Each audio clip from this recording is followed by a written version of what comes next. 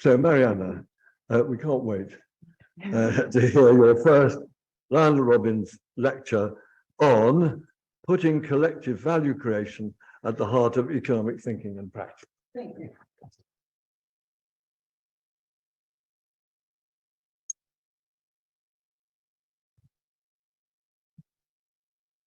Sorry, we're just letting in the Zoomers. Is that right? Okay. So normally people say, I'm so happy to be here, and I am really happy to be here. I must say that I was a bit torn on how happy, because my husband had a film at the Oscars last night, and I was supposed to accompany him. Instead, the Academy, meaning academia, won over the Academy, and I didn't want to cancel. So yeah.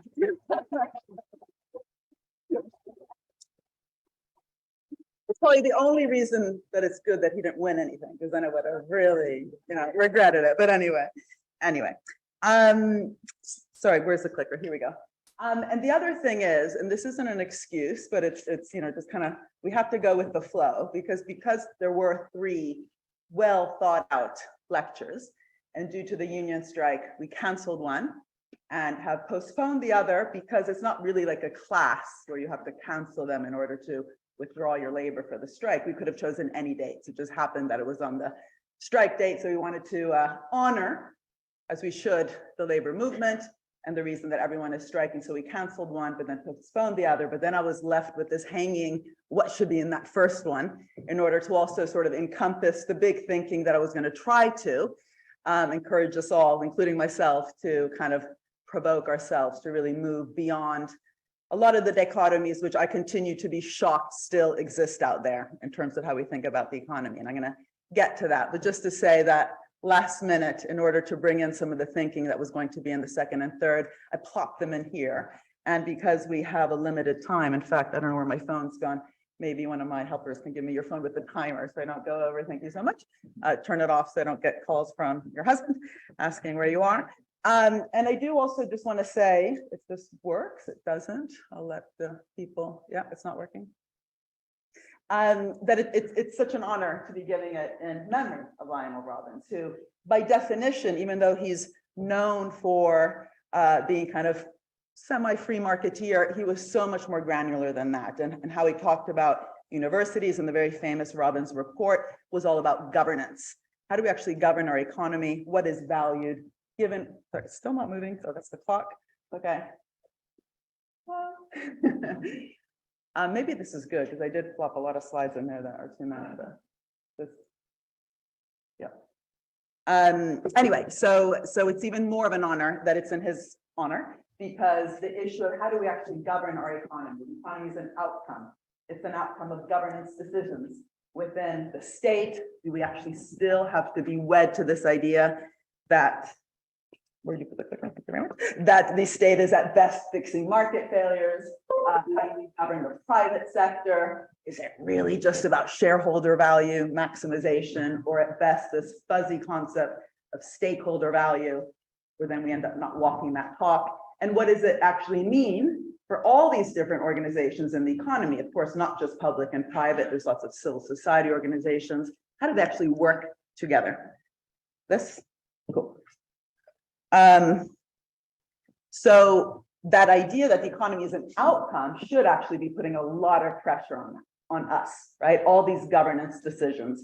And I always say that if you speak to any biologist, they don't actually let you be lazy about words like ecosystems, which in my neck of the woods in the economy, we always use the word innovation ecosystems. They'll ask you, what kind of ecosystem?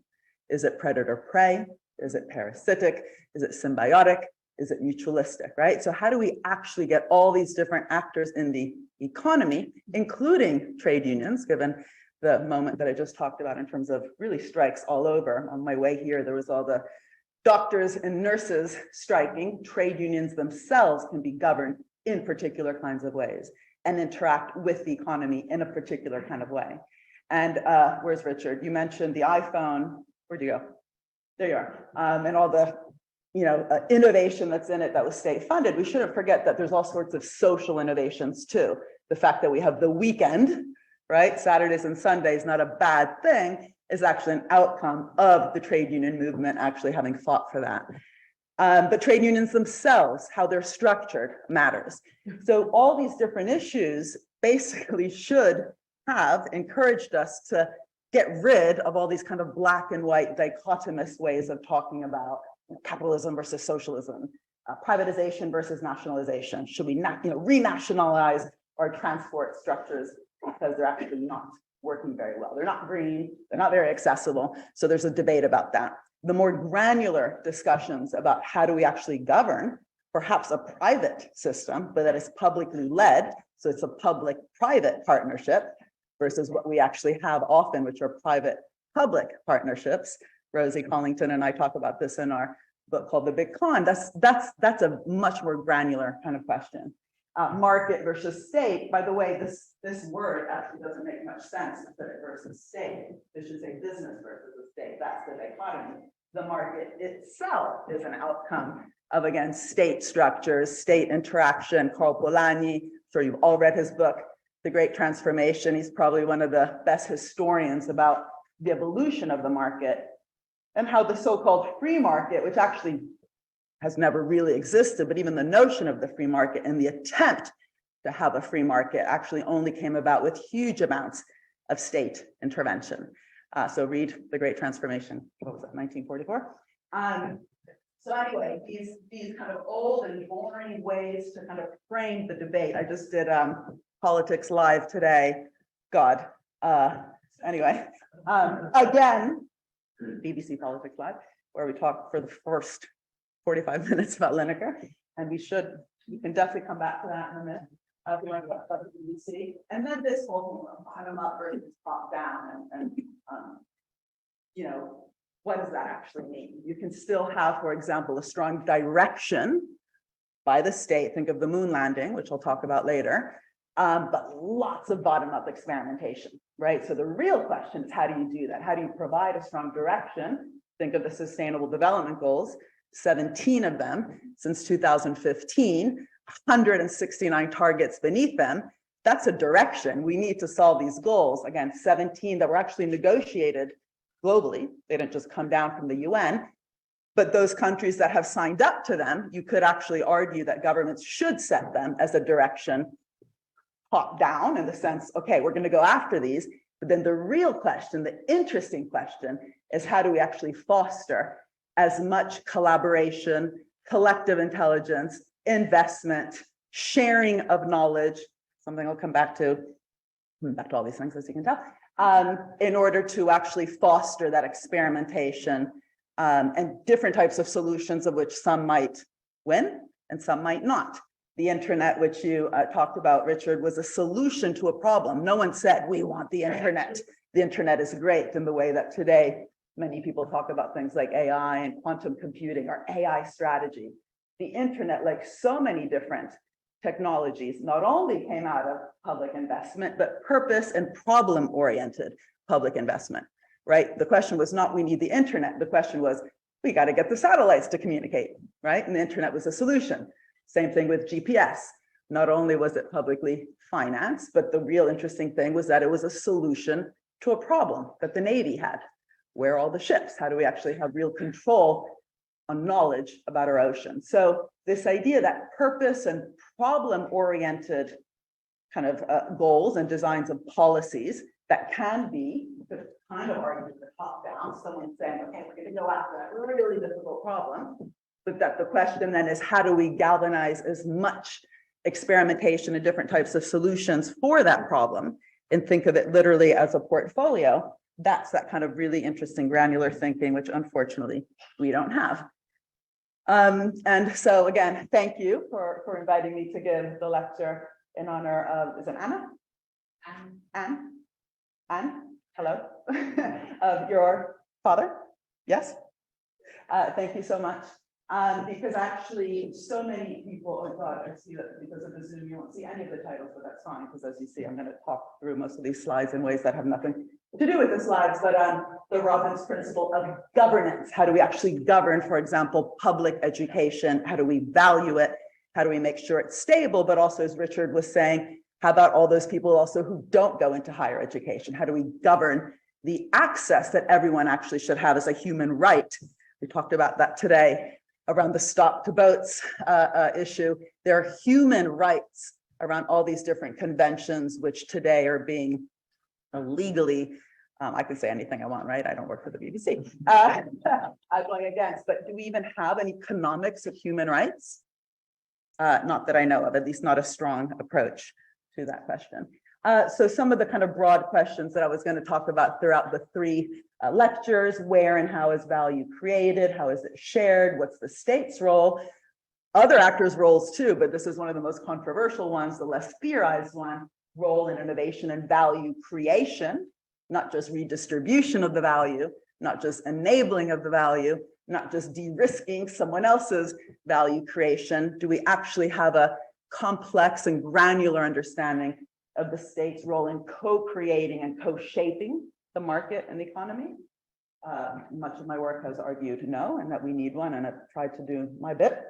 In which capabilities are needed and what has gone wrong? Well, it's not just McKinsey, but that's part of it, which is when you don't actually invest in your own capabilities, what happens? You slowly become infantilized. What Lord Agnew, one of the lords, one of your colleagues, Richard, argued that after COVID and Brexit, on the back of all the funds that were transpiring that the UK government, but many governments globally, have been spending on consultants. He said, what are we doing? We are infantilizing Whitehall. What does that say? Stay by the, okay, as long as it didn't say your fly is undone or something. Okay. Stay by what? Here? Yeah. Why? I'm Italian. I got to move. Okay, I'll stay. I'll try. Got it. Yeah, so what capabilities are needed? We have all sorts of interesting thinking about the private sector, right? So there's business schools where managers are trained. The courses sound really cool. You can tell me if they're cool, if anyone here goes to a business school, but strategic management, decision sciences, organizational behavior. There's books written about this. A colleague at Charles Baden Fuller once wrote a book called Rejuvenating the Mature Corporation. Why? Because we know that when companies get big, they might get lethargic, too bureaucratic, so we got to rejuvenate them. Whereas when governments are big, we just say, oh, the bureaucracy, right? So bureaucratic almost by definition becomes a negative word, as opposed to, again, in a granular way, in a complex way, asking the difficult questions. How do you rejuvenate a government bureaucracy? How do you rejuvenate any bureaucracy? Again, trade unions have to be rejuvenated. The labor movement, if we actually have a movement, that requires rejuvenation. So it's not just, either a party, the Labor Party, or labor union. The labor side has always in the past been movement. That, of course, itself requires thinking about intra-organizational capabilities for a movement. And how can we direct our economy towards a public purpose? I set up a whole institute at UCL called the Institute for Innovation and Public Purpose. My co-directors here, Rainer Cattell, my wonderful PhD student, Rosie Collington, who I've just written a book with called The Big Con, is here. That whole idea of, if any of this makes any sense, what I'm talking about, that's about building a purpose-oriented economy, not just purpose in business, purpose in government, purpose in all these other actors in civil society, and how do they actually work together to generate the kind of outcomes that in theory we want. Why in theory? Because we talk a lot about these things like inclusive growth, sustainable growth, climate change, the SDGs. I don't know anyone who's ever said, I don't like innovation, no innovation, or actually some people do say, I don't care about the climate, but lots of people in this room amongst the intelligentsia, but also non-intelligentsia, talk about climate change a lot. And yet we're not actually at speed finding the solution. So what does that actually mean? Is it just by coincidence that we're not moving at pace, that there's lots of blah, blah, blah? Or is it that almost by design we're failing because we've thought about the role of different types of organizations, including in the private sector, in very problematic ways? And COVID should have been a wake-up call, right? Because we failed massively. The vaccine was not the goal. Vaccinating the world was the goal, because it's a global pandemic. So even just from purely opportunistic reasons, we should have cared to vaccinate the world, let alone for humanistic reasons. We failed. So Dr. Tedros, who I work with, he's the head of the World Health Organization, calls this vaccine apartheid, and the vaccine nationalism that we saw, but also the very problematic way that we continue to govern innovation systems so that patents, intellectual property rights are way too strong, way too wide, way too upstream. So the process by which we're innovating is actually causing a lot of rent extraction, value extraction, and actually hurting the kind of learning and shared intelligence that at least during a global pandemic, we should have worked towards, so that we didn't have to rely on vaccines just being shipped from one part of the world to another, but that they could actually be produced globally. That local capacity development actually requires sharing the knowledge. We also failed, though, massively on all sorts of other things with COVID, the digital divide. So, lots of kids globally locked down, stopped accessing their human right to education. Test and trace in this country was actually quite a failure. The vaccine rollout was actually a huge success. It was distributed through a decentralized network of GP practices and the National Health Service, and it was applauded. Are we today investing more in the NHS and that distributed network of GP practices? No, so that lesson wasn't learned too well. But the test and trace was actually really interesting because we outsourced it to Deloitte. And yes, I do, and so does Rosie, have very strong opinions of what's happening around consulting, but at least if Deloitte had had that expertise, right, in test and trace, it would have kind of been forgivable. But they didn't, and in fact, it wasn't such a surprise that they failed then to deliver, while also earning £1 million a day is what the test and trace contract amounted to in the UK. But anyway, all these examples of failing to deliver vaccines globally, to solve the digital divide, to foster a dynamic test and trace system. Again, globally, that was one of the biggest challenges, and so on. Have we learned? Like, are we actually more prepared now? If there's another pandemic, and the scientists say there will be as the permafrost melts, right? There's a strong link between climate crises and health crises. Are we actually more prepared this time? Have we been investing in reducing the digital divide to zero? Because that's what it should be. Every kid in the world should have equal access to digital technology to access their education during a lockdown, but even not during lockdowns. We know that digital capabilities are so fundamental. And again, the answer is no. So it was a wake-up call. And in fact, what was interesting was that many governments actually then implemented much more dynamic types of policies than they normally do. So the Defense Production Procurement Act, and outcomes-oriented, are these the McKinsey folks leaving? No, okay, just kidding. Outcomes orientation to procurement. It was done even in Italy, where things tend to be quite slow. I'm Italian, I'm allowed to criticize Italy, you are not.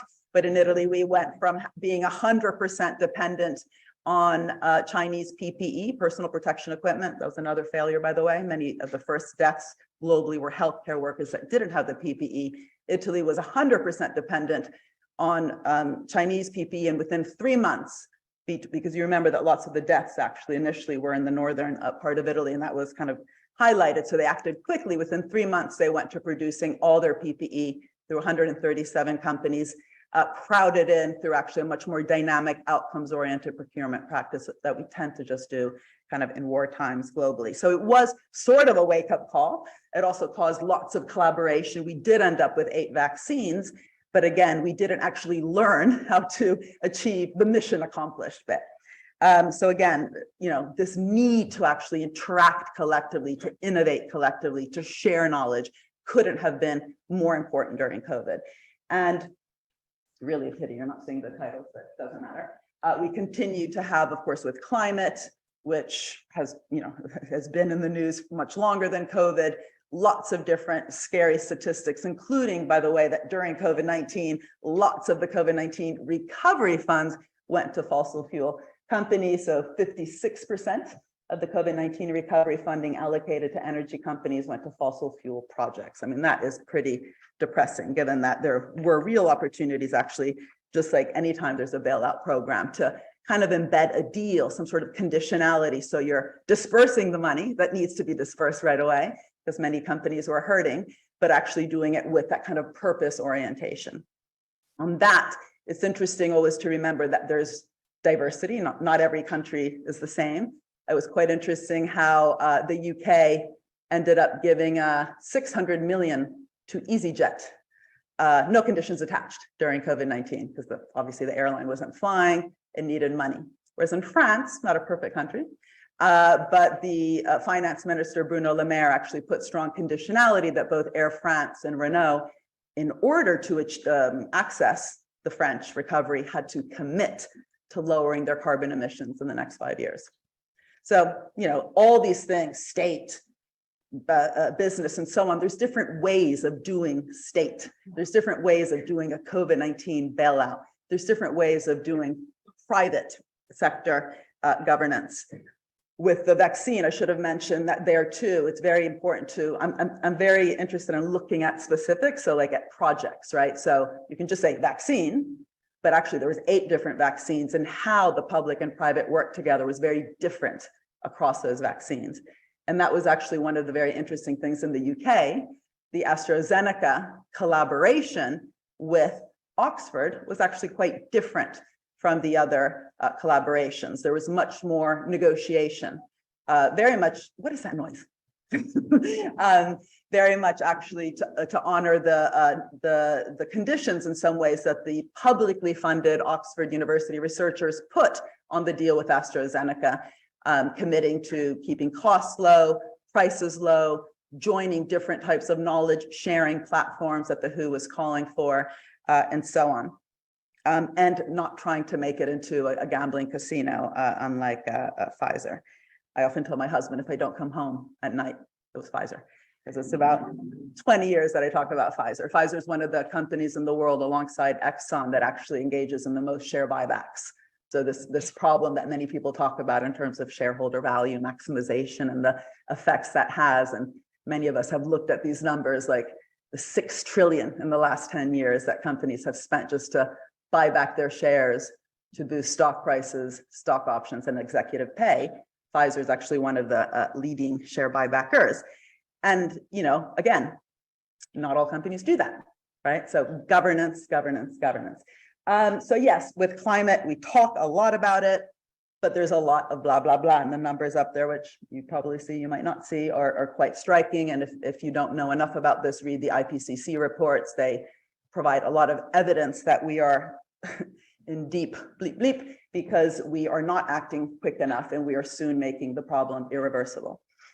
And we're also not learning from all sorts of other mistakes in terms of the so-called austerity. I don't like the word austerity because it's a big word, and actually we should actually be calling out exactly what's happening, which is it's often not just the money that goes missing. So we end up spending less on really important areas, but the remit itself of the different public actors that are supposed to be dispersing the money itself is actually one of the most important things to look at in terms of how that has been under attack. And I look at that in the entrepreneurial state, which is that when at best we think of the role of the public sector as fixing market failures, it's not surprising that its own remit starts to get reduced, even when budgets increase. The big myth about Ronald Reagan, by the way, was that he was a big budget cutter. He actually, around a lot of different types of public investments, including the investments in the National Institutes of Health, so public money around medicines, increased the funds. Both he and Margaret Thatcher cut much more the welfare state, not the innovation state, definitely in the US. So we know that austerity didn't work. Even the IMF and the World Bank have written really good papers about this. And when I say even is because they weren't, you know, in the past actually was often IMF loans, at least in the developing world, that were conditional on austerity, reducing public deficits. In Europe, we engaged in massive austerity after the financial crisis. So I always forget that we're no longer in Europe. So I was in Europe, we, but I'm still Italian. I mean, I'm Italian. So I don't know how many Europeans in the room, but the European Union's recovery program after the financial crisis was conditional, you'll recall, because of the fights between Greece and Germany, on member states reducing their public deficits. And there was this kind of number, 3%. Slowly, it actually became 0%. Many of those countries ran surpluses for a while, proud to be running surpluses.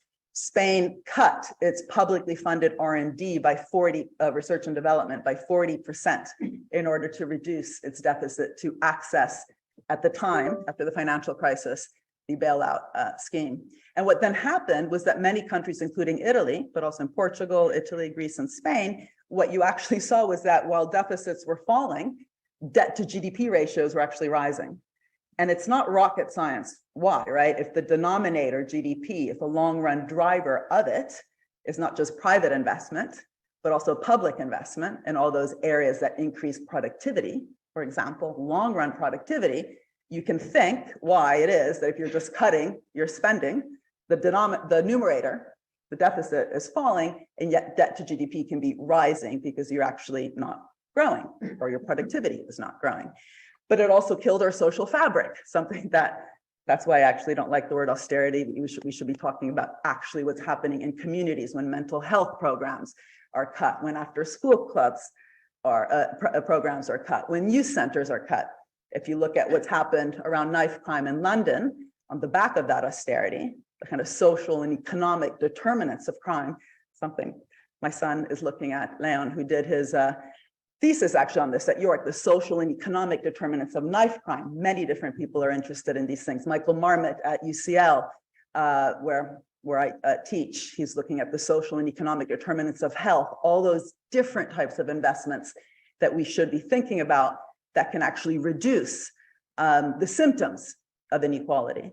And there is a strong correlation between those cuts that we made and then the kind of symptoms that happened. Did we learn from that? No. And in fact, now, because after all these furlough schemes and different types of generous public investments also, we now say, oh, but we have to start tightening our belts again, right? We need to get those deficits down. We need to reduce debt to GDP, not learning that lesson that the real question, the granular question is not more state, less state, but what kind of investment in terms of our social infrastructure, our physical infrastructure, and not just R&D, ratios, but really fostering a dynamic innovation system and including as many people as possible. So of course, public education, there's no investment that's more important than public education in terms of the real leveling up across society.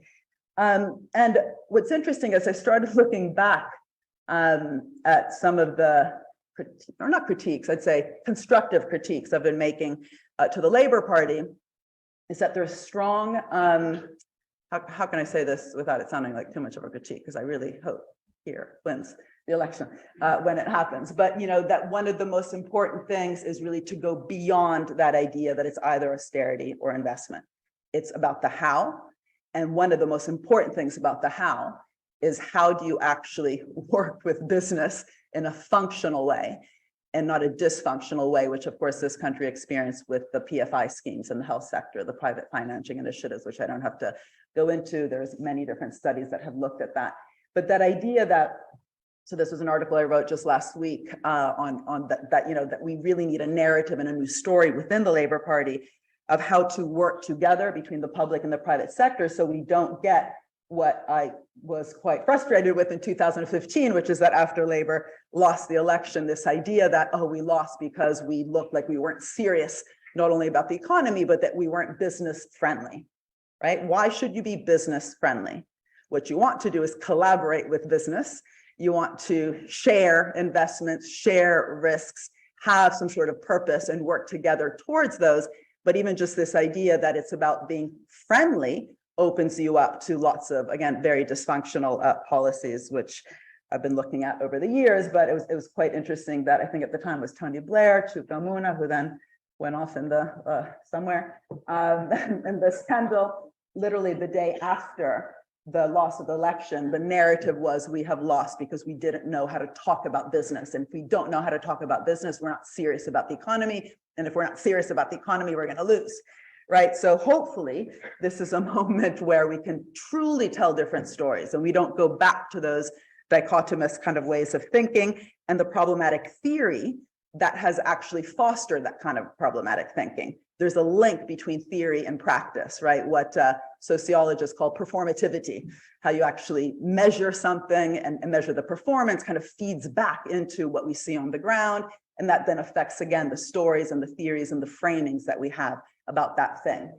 And lots of what I've tried to do is also kind of go after this idea that, that at best the public sector can fix. So at worst, get out of the way, you're rubbish. At best, you're there to fix different types of market failures, to the point that even the public good, which is supposed to be good because there's two words and one of them is good, is still framed in terms of correcting for a gap that is filled, is not filled because of the lack of private sector investment. So, basic research and development, there's not enough private sector investment in it because it's very hard to appropriate the returns to that. And that's why no one really, debates whether you should have public investment in basic R&D.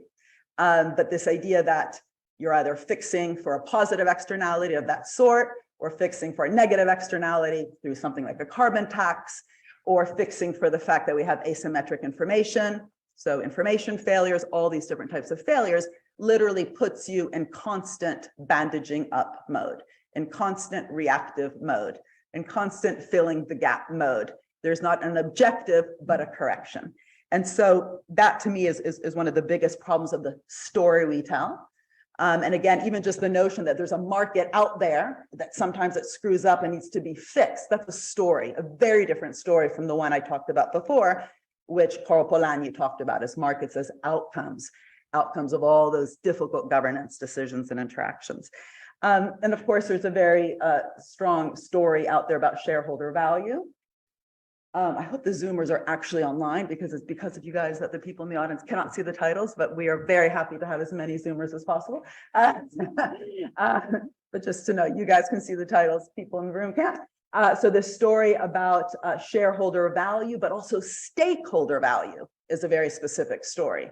And it's all actually about risk, this idea that there's residual claimants, shareholders are the residual claimants, are the only ones who don't have a guaranteed rate of return, as though anyone else does. Again, the investments made in the internet, for every internet, there's many different failures. For every Tesla investment that the government made, there is many, many failures, including Solyndra. It was Solyndra and Tesla, for those of you who know what I'm talking about, were actually part of the same portfolio.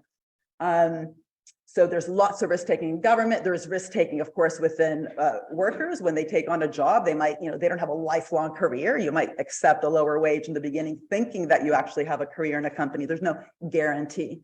So if you actually look at the story, it's a story about shareholder value, it has to be unpicked based on its premise. You can't just say, oh, that's no good, let's have stakeholder value. You really need to unpick the underlying theory of where value comes from, according to those who believe that at best we can maximize shareholder value in order to actually start saying we need something better. Instead, what I believe has gone wrong in terms of the Business Roundtable or Larry Fink, who's part of the Business Roundtable, and all these great CEOs who talk about the need to give back to workers, give back to communities, and talking about stakeholder value in that way, is that it's quite a comfortable way to talk about value. You still produce all the value, you're still the wealth creator, the value creator. Oh, and to be good, we need to kind of spread that wealth. And that's why you also get foundations and philanthropies. I always say that Bezos should just do good at the company and don't worry about the philanthropy. We don't need bad business models and then getting those profits to be put into philanthropic income. How do you do good through your business model? How you create value differently? That actually requires a different theory of value itself, something I looked at in my book, Value of Everything. And the reason I invited, sorry, this is where I'm going to embarrass you guys. I don't know if George the poet is here as well, but Francis and Brian, is George here? It's coming later. Is that I really think that the storytellers of our time are not necessarily within economics. Surprise. You all thought that the economists are the best storytellers. So the fact that we actually need to work together to solve problems together, and the problems we have are getting worse and worse, and that I believe we are in real difficulty in how we're working together and don't actually differentiate, as I mentioned, what biologists would differentiate a mutualistic ecosystem, a collaborative, symbiotic ecosystem versus a parasitic predator-prey one, which I would argue we have very good examples of parasitic ecosystems in the health sector. How do we actually do that? And I think, Brian, the reason I have that it's just been wonderful being your friend, and the reason I invited you here is that you've always put this idea of collective intelligence, the genius as creative intelligence of the community at the center of how you work, how you think, how you talk about also politics and policy. And in fact, this is one of the reasons I had you and George the poet, who's doing a PhD with us on those issues in terms of looking at the history of Black music and the huge amounts of collective intelligence that required. And then where did that wealth go? It didn't go back into those same communities to foster more creativity and collaboration. There's lots of extraction in those sectors, but really without even talking about extraction, the idea that actually it's not about the lone entrepreneur, the garage tinker, the Silicon Valley genius, and the entrepreneurial state. The whole point was looking at all those different collective investments in the private sector, large, medium, small companies, the public sector, lots of different types of organizations who actually collaborated and learned from each other across the entire innovation chain. Lots of collaboration, even though ultimately we kind of socialized a lot of that risk taking, but also then privatized a lot of the rewards, which is a separate point. But you talk about how when we confuse geniuses with the genius, the creative intelligence of the community, we end up actually wasting. We're not only wasting time, we're wasting resources, we're wasting our intelligence, because we actually can learn from each other. And that level of experimentation, which Stefano Mancuso, an Italian biologist who I just came to know his work, he says this is how plants learn. Plants actually have a decentralized brain. And you know, we should be learning much more from biology than in economics. We've been wed to Newtonian physics, right? So center of gravity, unique equilibria, average agents. We don't really understand, or we haven't really put it at the center of our focus, that kind of diverse and heterogeneous ways of thinking. We are different, but learning from those differences and really putting that at the center. And Francis, I had 2 slides for you, but I put them all into one here. You've talked a lot about how for the work that you do in a museum, the Tate Modern, Francis Morris is the head of the Tate Modern, the amazing stuff that you've done, like getting people to walk into a museum for the first time who never have been in a museum, and showcasing artists that are often left out of what can be called just a very elite way that museums are often structured and showcase art. You've done that notwithstanding that the ways that public museums, free museums, are valued is basically based on blockbuster models. So the incentive is actually in theaters, it's bums on seats. In museums like the Tate, it's selling ticket sales. So the Cézanne kind of exhibits. Is Cézanne right now at the Tate? Yes, yes, this finished.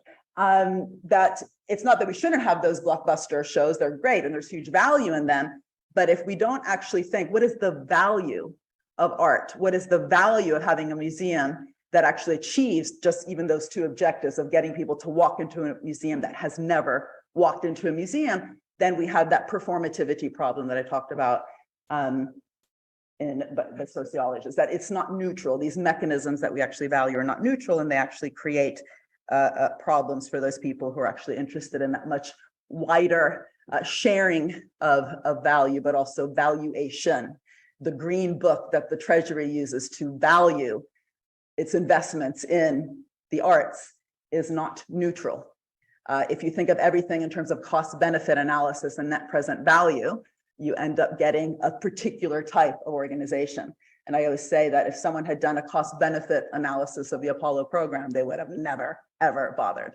And the actual results of that program were all these spillovers across the economy, all the solutions to the many different problems that had to be solved along the way to the moon, got us things like camera phones, foil blankets, baby formula, software. So how do we measure those dynamic spillovers across the economy? Do we have strong metrics for that in our green book? Not really, and my institute's actually helping to make that happen. So this is George the poet, who, if you haven't heard his podcast, you must. He won the Peabody Award for it. And he's doing a PhD with us around at UCL at the Institute for Innovation and Public Purpose, precisely on these things. How do we actually value that collective intelligence, which historically in terms of Black music has been distributed across the world? How do we actually learn how to value it, how to also allow those that are creating it to see themselves as value creators? You know, the kind of lottery model that 1 in a whatever 1,000 make a lot of money, the rest don't, and actually end up not with jobs, sometimes in the criminal justice system and so on. How do we actually change that from the beginning in terms of the self-worth and the value that we place on that art? How do we invest in it? How do we share it? and reinvest in that sharing in terms of the communities where this art happens? And how do we also tell it? So he talks about hip hop as social broadcasting, in terms of broadcasting the reality that's happening in many different types of communities. So all these different issues of, who are we valuing it? Who are we valuing? How do we value it? How do we reinvest in it? That requires much bigger thinking than just thinking about art as a investment that needs some sort of cost benefit calculation. So what I've tried to do, and I'm not going to go into this, this was just to say what actually got me and Rosie actually into the big con question.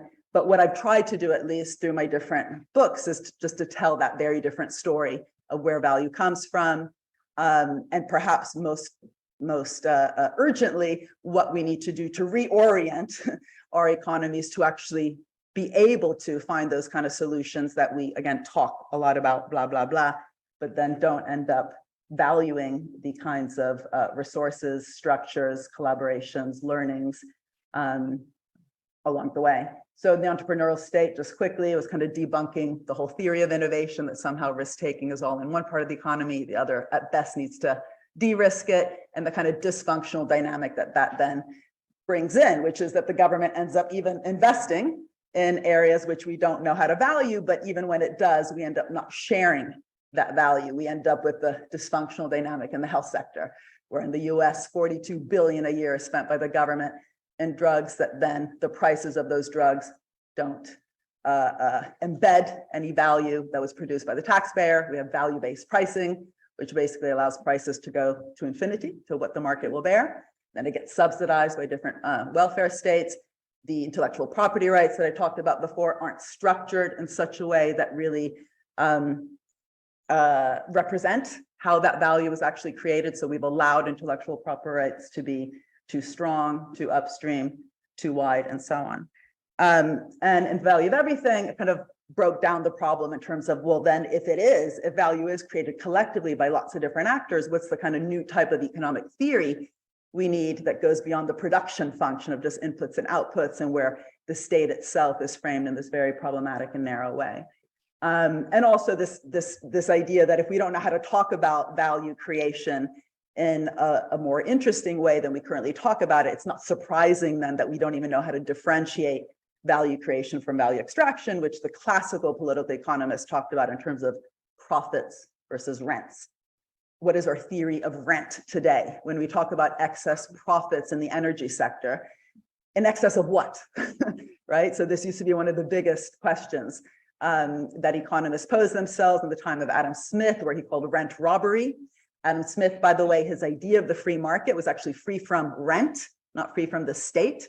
And one of the points that I argue in this book is that we've actually kind of decimated our understanding of rent. So it's not surprising that many of the things we include in GDP, where we include anything with a price, if we don't know how to distinguish value extraction from value creation, we've ended up including many services in GDP just because they have a price without that kind of analysis of, is it actually creating value or not?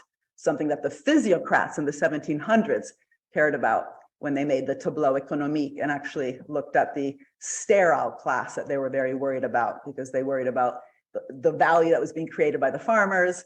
If it's not reinvested back in, but extracted out by the merchants and the landlords, it's actually going to render the system unreproducible, unsustainable, sterile, using a very strong word.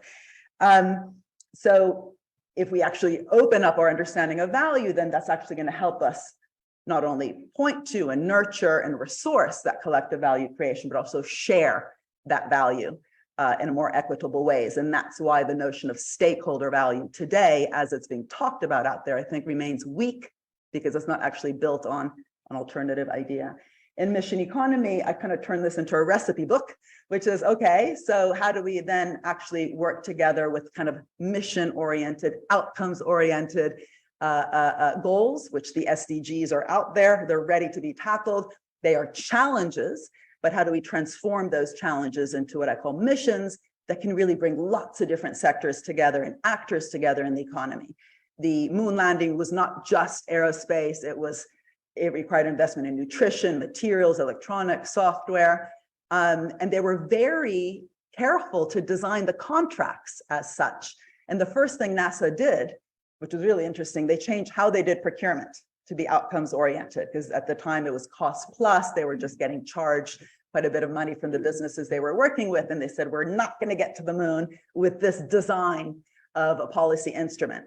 And that's why they brought in this fixed price, kind of challenge oriented procurement model with incentives for quality improvement and innovation. And they also, this was super interesting, given the energy crisis today, put in every contract no excess profits. So in excess of what? Coming back to today's discussions about energy companies earning record level profits. And by the way, often spending almost half of what they're earning. 32.5 billion is what a combination of Shell and 2 other energy companies earned this year, and they spent half of it on share buybacks. So there's lots of critiques of that, right? They're earning excess profits without much discussion of what that means. For NASA, what that meant when they put it into the contract, it was in excess of what you're doing, right? You need lots of different actors to get to the moon. 400,000 people got us there. Let's not turn this into a gambling casino, right? Let's not do what we've ended up doing in health and some other sectors. So this to me was fascinating, that it wasn't just a technological aerospace project. It was a political economic project, right? Just the fact that I had to change those tools like procurement, change the contracts. And one of the things that Rosie and I, well, actually in this book I talked about, and then with the book and the big con we look into, is how they were super aware in NASA that if they would constantly outsource their own capacity, which they were already doing. McKinsey, I keep talking about McKinsey. McKinsey was set up in the 1920s, but McKinsey already in the 60s was actually working very closely with NASA. And the guy who set up this new procurement method, the fixed price with incentives for innovation, his name was Ernest Brackett. He said, we've got to watch out because we got to work with a lot of actors in the economy. We need that genius. We won't even know who to work with. We won't know how to write the terms of reference. We won't know how to write the contracts if we continue to outsource our capacity. And he said, because they didn't have PowerPoints at the time, he said, we will get captured by brochuremanship. So in other words, cute brochures, right? Sexy brochures that would convince NASA to work with a particular company. And I think that's actually what we've ended up with in many governments. And this, again, is what Rosie and I look at. I think my second lecture will just be on the book. And so what we really look at is that we don't even blame the consultants. We actually blame the governments that have stopped investing within their own brains. They've been captured by brochuremanship, exactly what Ernest Brackett predicted in the 1960s. And if you stop investing within your brain, what my colleague Reiner just wrote a great book called Creative Bureaucracies, right? We need creative bureaucracies. For that, we need creative, dynamic capabilities within the public sector. If you stop doing that, you will need increasingly others to help you do stuff, right? And even when you are doing it and have good people, you will be scared to make mistakes because of this problematic way that we talk about the role of government, where when a venture capitalist prides himself or herself at taking risks, and for every Genentech investment by Kleiner Perkins, we had to, go through many different types of failures. When a civil servant makes a mistake, front page of the Daily Mail. So also that narrative and ideology that at best we're fixing markets, or be careful, don't crowd out the business sector, know your place, which is again, the market failure theory. Don't shape and create markets like, by the way, the BBC has always done. The BBC within public broadcasting is a rare entity globally. Most public broadcasters think that their role, because they're public and not private, is to do what the private sector is not doing, right? So high quality documentaries, high quality news. The BBC was like, yeah, we'll do that. We're also going to do soap operas and talk shows, but we're going to have a measure within of public value that's going to hold us accountable. So we'll change how soap operas are done. EastEnders, right? Soap operas with the working class and not just the rich and famous like Dallas and Dynasty. You're way too young, you have no idea what I'm talking about. But also talk shows that were bringing different types of people to the screen. Both those things, by the way, then ended up being kind of mainstream, and then the private sector came in, so truly crowded in. But the way you crowd in is actually being ambitious. So that market shaping idea, they're actually transforming the landscape, not just fixing holes and plugging holes here and there, requires huge dynamic capabilities. And that's actually what also attracts talent. The BBC until now has, and by the way, until now, I'm not talking about the recent debate this week, but because it's actually under attack in many ways, like the NHS is under attack and so on, when the BBC has been able to explicitly be actively shaping markets and not worried about the narrative that actually Netflix is more innovative than you, in the same way that NASA's told Elon Musk is more innovative than you, so on and so forth, has actually been able to attract real talent, a lot of talent into the BBC. It's an honor to work in the BBC. If you're a top journalist or even an R&D person, they actually have an R&D department. So the more we dismiss government, the harder it is to bring in top talent. The reason that Obama, while Europe was undergoing all that austerity after the financial crisis, the US did an 800 billion stimulus program. And one of the things they did was to say, we're going to direct this towards the green economy. We're going to set up an ARPA-E, like DARPA, but in energy. And in thinking that ambitiously, they were able to attract a top Nobel Prize winning physicist, Steve Chu, to direct the DOE. So a Nobel Prize winning physicist agrees to be a civil servant, not because of the Singaporean salaries that they offer to their civil servants, but because there was a real mission, a remit to help redirect an economy. So what we do in the book is we make this relationship between the slow dismissal of what government is for, including the budgets themselves in terms of the ways of austerity.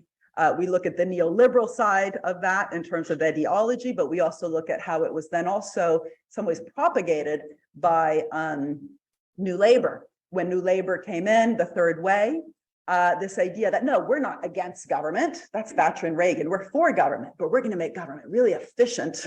We're going to make government almost look like the private sector.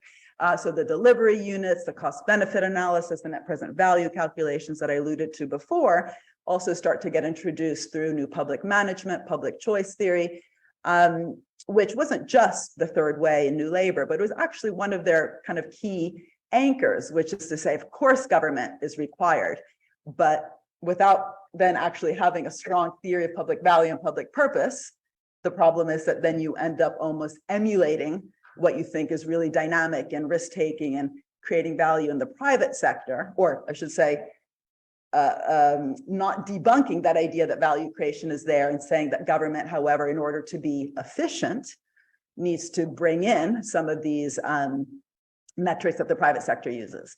And that kind of opened the door for consultants. And then what we look at is how there's a conflict of interest, right? That if actually able government is less needing of consultants to do the center of government, maybe they just need to do the side of government, then what incentive is there from the consulting industry, which today is close to $1 trillion industry, to actually make those governments more capable? So it's almost like an incentive problem, like, you know, a therapist who would have no incentive for their client to ever get out of therapy. You'd think that wasn't a very good therapist. We also look at conflicts of interest in terms of the same consultancy companies working on both sides of the street without that being transparent. So in South Africa, working both for a state-owned enterprise like Eskom, while you're also working and consulting for the Treasury, which is supposed to be regulating that entity. So lack of kind of clarity and transparency. And so, you know, really what we do then in the end is to call for a change in that, both in terms of transparent contracts, but also really calling for governments to stop, being so wedded to this form of governance, which is also, as I mentioned, on the back of governments having to fear so much of making mistakes. So happy to have someone else come in and take that risk, even though when they fail, like Deloitte failed with Test and Trace, like McKinsey failed with Australia's climate program, there's very little accountability. So there's that irony that you're actually saying, we don't want to fail because we're not allowed to fail. Let's let someone else take the risk. But when those others actually take the risk and mess up, there's very little accountability because of how those business models are actually set up. And this is the Lord who, Agnew, who said, if this goes on, we're going to have a completely infantilized Whitehall. So we put that in the title. We also put in the title that it weakens businesses. We call out businesses who actually like to have their own policies rubber stamped by the Deloittes and the McKinseys, not owning their own, sometimes controversial decisions. We look at the history of capitalism is the history of consulting in terms of how many trends like downsizing, like privatization, like share buybacks, or today ESG metrics and climate policies have offered these opportunities for the consultants to surf those waves, often without much expertise of those particular matters, but great ways to enter the boardroom. Why? Because often the boardroom itself will find it more easier to put some decisions down their throats in terms of the, is it Mary Poppins or Sound of Music? The syrup. Yes, spoonful of sugar. So having some policies within even the business sector rubber stamped by the consulting companies has been a way to kind of say, okay, well, this wasn't us that made the decision to undergo massive layoff scheme. But especially we look at how even the more kind of trendy things around ESG, environmental, social governance metrics and climate have been opportunities, not for that real collaboration and the seniors that Brian talks about. Collective learning means expertise, sharing of knowledge, but actually, unfortunately, this kind of parasitic type of ecosystem where big gaps in one area are filled by another, in this case, the consultants, without actually leading to a better system, a system that actually knows how to deal with that problem better. And those examples I gave in the beginning, like the test and trace system, is just kind of an obvious one. So look, I've actually gone over time. What I will say is I'm not very religious, but the Pope actually talks about the common good all the time, and he's reading my book. How cool is that? I just have to put there, because how many times do you get a picture of the Pope reading your book? Sorry. But what I just find very interesting, and maybe I'll just skip ahead because I should probably finish in 2 minutes, is that idea of the common good by a religious figure. We know the church is very conservative. It is also very, there's all sorts of problems within religions globally. So this isn't a defense of the Pope in any way. But what's interesting is that when he talks about the common good, he gives examples from framing. He talks about the preferential option of the poor, principles of subsidiarity. What I think we're actually lacking, and forget whether those are right or wrong and what they mean for now, because I don't have time, we don't actually have principles within economics of the common good. We have the public good, which again sounds good because there's 2 words and one is good, and that's the correction for a market failure. We have theories about common pool resources in the work of Eleanor Armstrong, which is incredibly important. But if you look actually at all these different 4 ways that we, private good clothes, club goods, cable TV, public goods, clean water, common pool resources, fisheries, and forests, none of them actually embody these ideas that I'm talking about, which is, what are we actually trying to do? How are we actually going to get there through intense collaboration, learning, experimentation? Reiner was just reminding me that the Greeks talked about experimentation to the point that they actually had a lottery system who actually enters government because they thought it was very important to renew. But they also talked about those that didn't have a sense of the common good as idiots. Very clear what their theory was. But so what's interesting is that we actually need, I believe, in order to take seriously these goals that we have, and I always go back to the SDGs because we agreed to them. Forget whether they're right or wrong. Every country agreed to the Sustainable Development Goals. They can be turned into missions, which are concrete. We can answer yes or no, but they require huge amounts of collective investment, not just public and private. Remember, citizen societies or civic societies are also, for example, very important in community-based goals. But so the idea that we have to move from a correction to an objective, from market failure thinking to market shaping, to outcome and process-oriented thinking, collective interaction, yes, bottom up, but of course those goals themselves are very crucial to also be clear top down. This does require also thinking of what do we actually even mean by public value in ways that is much more ambitious, I think, than we have so far. The reason I do like the BBC, you can just read our report here. The orange one is called Creating and Measuring Dynamic Public Value at the BBC. They actually have tried to think about this, what is public value? It's lots of things. It's how do we actually, their idea of, educate, inform, what's the third one?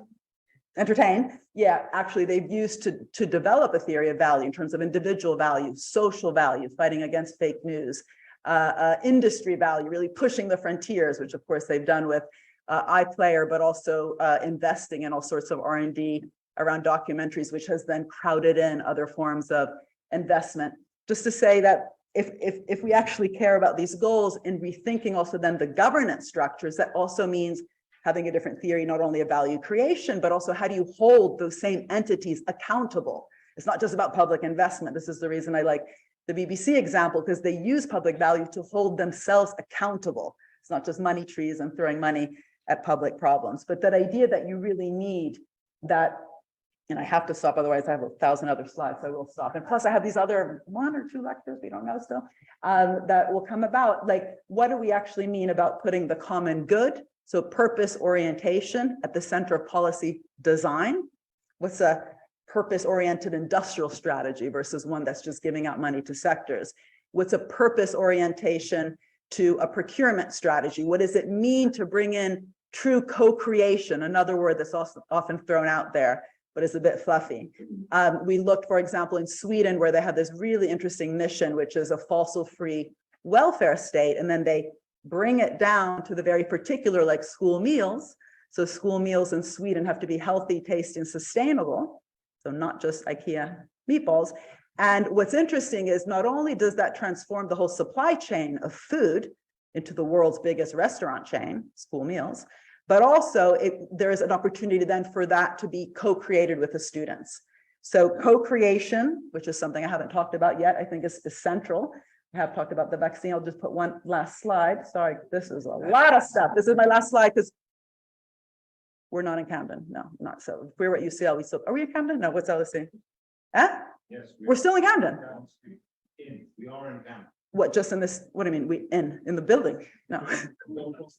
Oh, I see. Don't go across the road. We're still in Camden. So Camden has a renewal commission, which I co-chair with Georgia Gould. And one of the really interesting things here is where we really focused on that idea, not only of purpose-oriented policies, but co-creation. So for example, the clean growth mission, which we house in the housing estates in Camden, the first thing was to get the people living in the housing estates at the table to actually talk about sustainability, green growth, what does it mean for communities, but also changing the setup. So food banks, which have grown in our economy as we become more and more unequal, and with COVID grew a lot, and now with the cost of living crisis growing even more, how do you transform it into a food cooperative, right? And why is that so transformational? So that the people benefiting from a food bank are in charge of the sourcing of the food, of thinking about the green sourcing of the food, so that kind of transformation of the institutions,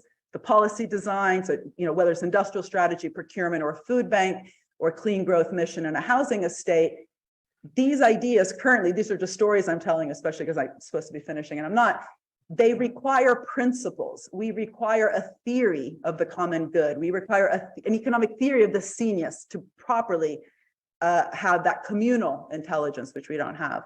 And I guess this is just a call to action for all the great economists in the room, not only to read my books, no, but to actually work together with us, because I don't have the answer. I mean, we've had 100 years of economic theory, which has convinced us that public goods are this very narrow way to think about the good. And I do believe that there's a real space out there, not only for the economics of human rights, which I alluded to, which is, again, big open space, but definitely the economics of the common good. And how can we really then also have a theory of collective intelligence that is transformed into a theory of growth, but directed growth and not just leveling the playing field. So thank you so much. I've gone over.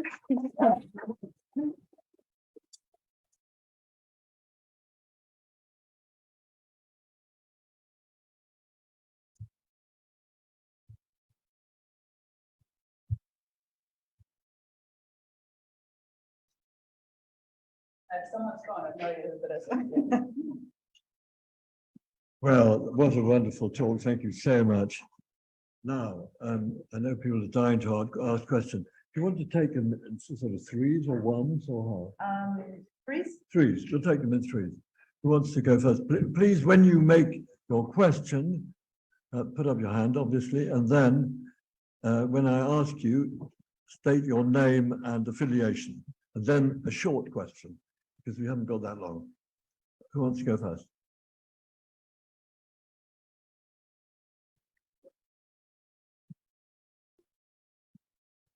Yes, my name is Stefano Bonfo. I'm from Oxford Sustainable Development Enterprise, and I'm dealing with data. So data, Data. yes. That. So how you can have innovation if you don't have data at the beginning? You're talking, data is not artificial intelligence. Data is not advanced technology. Data is something that brings value, and therefore having the data, it means you can live with the value, with innovation, with value, with, let's say, all this type of common goal that you are mentioning just in the conversation. The question is, where are the data? Thanks. Data for what though? Like your question, Over there. where is the data? I mean, in all this process of creative value, of, let's say, cooperation, of partnership, the data are the center, because you cannot have a partnership if you don't have a key idea how you collect data, how you come with innovative idea. Thank you.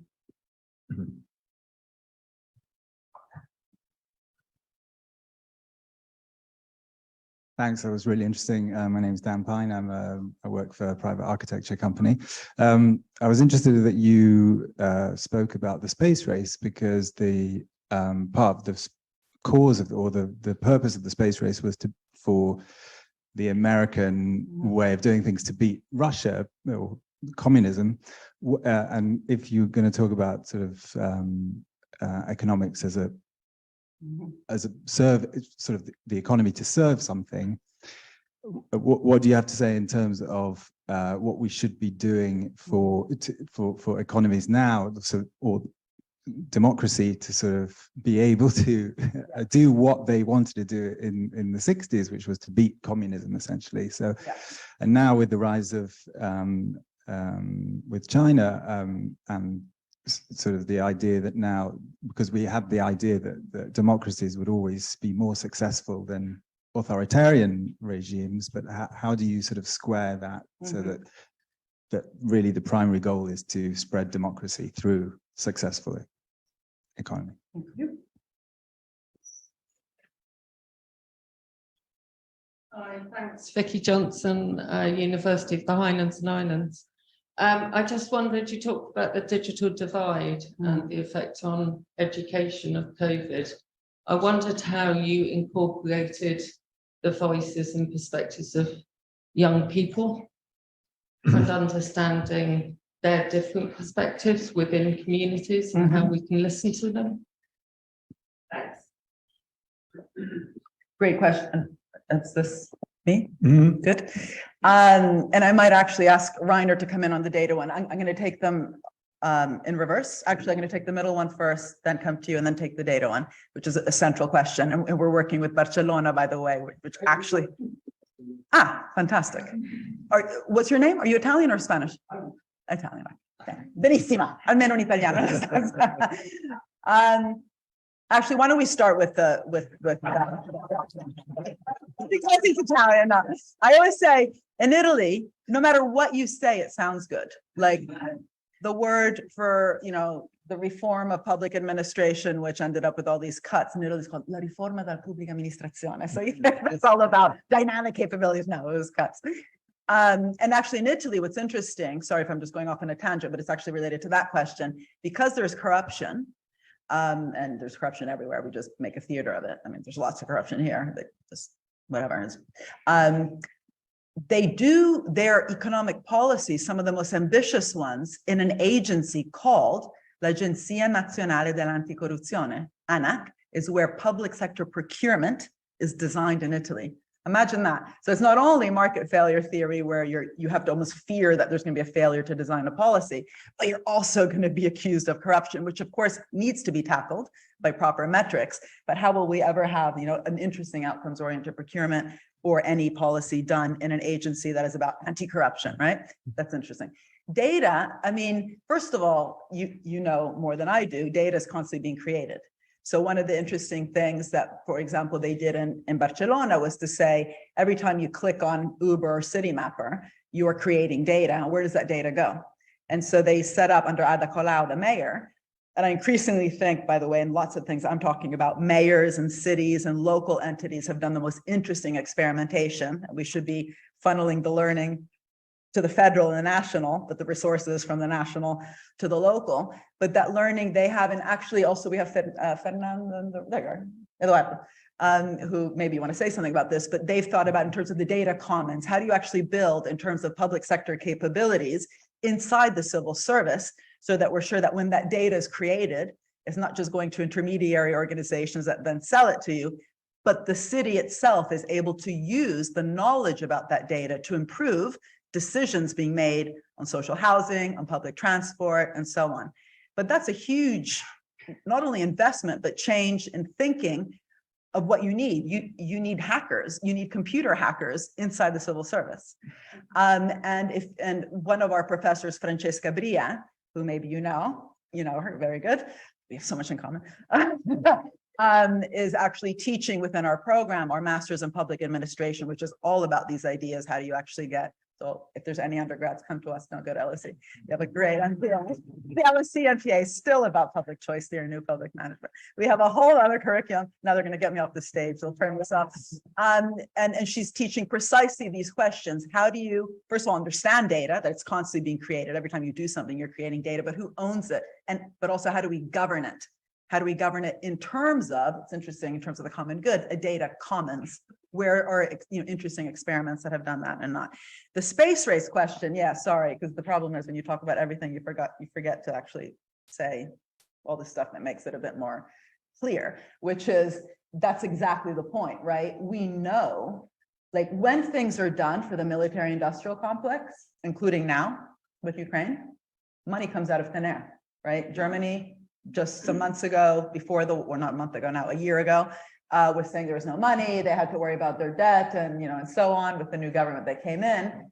The war comes, and rightly so, we need to, act, and 190 billion out of thin air, right? So the space race or military industrial complex problems have never created the kind of discourse we have, oh, there's no money.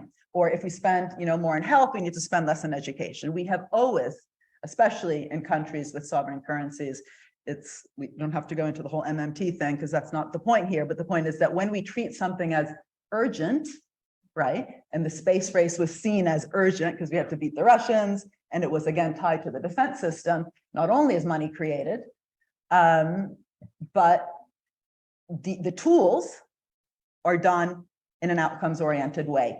Even, by the way, health. It's so interesting to me because I've been, as I said, denouncing what's happening in health for 20 years now. When the US military funds health because soldiers get sick on the battlefield, they don't get screwed by the Pfizers. They negotiate properly. They do patents completely different. They do pricing completely different. They don't do value-based pricing, which is a scam, right? They make sure that the prices that are coming back to them embed the fact that they also invested, right? That they, that public contribution is nested within the pricing model. And they also make sure they share the knowledge. I mean, all this stuff today about the patent pool with the World Health Organization, that kind of negotiation about sharing knowledge. It's so interesting to unpick the contracts. I'm increasingly interested just in contracts, looking at contracts when they're done seriously and when they're done in very problematic ways where one side obviously has much more legal expertise. It's not just the public sector expertise that we've been looking at that's been dismantled, but literally like the legal expertise, who's got access to that. And so the point then is, if the Sustainable Development Goals were treated with the same level of urgency, why? Because we signed up to them, right? As our military industrial complex problems that we treat as urgent, what would it look like then to create that investment pathway, but also those kinds of contracts along the way? Now, the SDGs, of course, are challenges. Like the space race was the challenge. They had to turn it into a mission, getting to the moon and back in a short amount of time. We haven't really done that with the SDGs. They've remained at that space race, beat the Russians level. We haven't treated them with the seriousness of that, but we haven't also transformed them into concrete missions that bring together many different parts of society and that are done in such a way that the design of the contracts crowd in experimentation, but also share in the benefits, right? So those are that's what I argue in the Mission Economy book. I kind of unpack what that would look like if we actually treated them seriously, both in terms of the experimentation, the learning that Brian talks about, but also literally at the level of the contracts. that kind of AstraZeneca Oxford model of the vaccine, which was very different. Just look at it, the details of it, how different it was from the other vaccines. And the digital divide question. I mean, first of all, I don't work on the digital divide. I'm an economist who tries to help, policymakers not just give out money here and there, SMEs or some sectors. I say, what are the problems, right? Focus on the problem. And if digital divide is one of the problems that you're going to go after, and it should be, because again, it means that people don't have access to their human right to education. What does that change in terms of how you do your all of government approach? In the same way that climate policy cannot just be done by the Department of Energy, well-being policies, not just for the Department of Health, a digital divide, making it zero so everyone has equal access, is going to require an all of government approach, but also many different sectors in the economy. The kids or the young people's voices, that's what I think is the hardest bit. And by the way, economists have nothing to say about that because we just blab away about co-creation, but we don't do that. But that's what Camden, which does have an experience, and I'm working with Camden, learning from them, of bringing the voices to the table of the people that are, I guess, going to be benefiting from a program, but who says, how they're going to benefit. So again, that idea of bringing the resident associations or students, young people who are going to be using youth centers, they should be designing the youth centers. So they actually want to go to a youth center as opposed for it to be designed by one of us, or they won't come. And again, on the youth center bit, it shouldn't just be coming back to the dichotomies in the beginning, yes or no, or we've cut the money, we have cut the money, and it is a tragedy. I think it's a crime.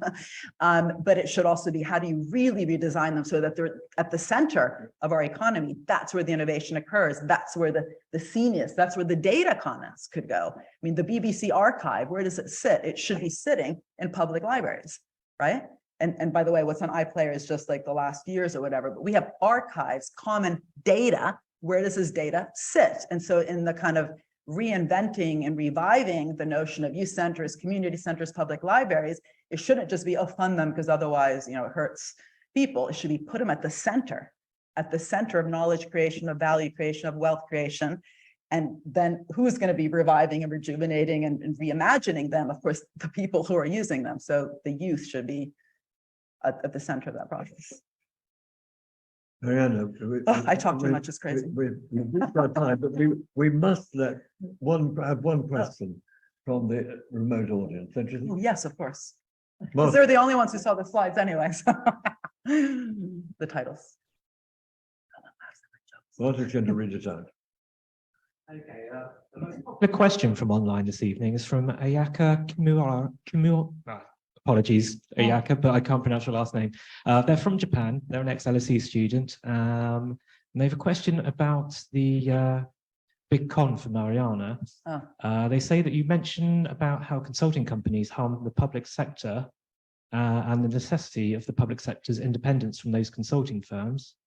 And he asks, what could the public sector do to gain competitive human capital when most of the high performance workforce tend to go to consulting, where salary offers are much more attractive compared to the public sector? Yeah, so it's a chicken and egg problem. And I don't think it's just salary, by the way. I gave, sometimes people talk about the Singaporean public sector because they just earn a lot more than we're used to in some Western countries, but that's not what attracts people. It's not just salary. If you think of, I'm sure a lot of students in the room are not just thinking of money, even though it helps. So we should definitely make sure that we are paying our civil servants competitive rates. But what I think would really attract people, which is, I don't want to say that we don't have good people in the civil service, but what would actually change that chicken and egg problem is to have the remit, right, of the civil service and the narrative, the storytelling about it outside of this idea that at best you're redistributing, at best you're regulating, at best you're administering, at best you're de-risking, enabling, facilitating. You literally want to fall asleep by the time you've said all these words. Even central banks, by the way, that saved the capitalist system from falling apart were called lenders of last resort, right? It's always like, so So the remit really matters, right? And that's why it requires a big rethink. This isn't about just tinkering on the sidelines. So that's one thing. I mean, that example I gave of, a Nobel Prize winning physicist saying, yep, of course I'm there to help Obama, direct the DOE because that DOE is going to be at the center of economic change. A. B, this is not about, it's not about not having consulting, right? I mean, we're not saying everyone should go into the civil service.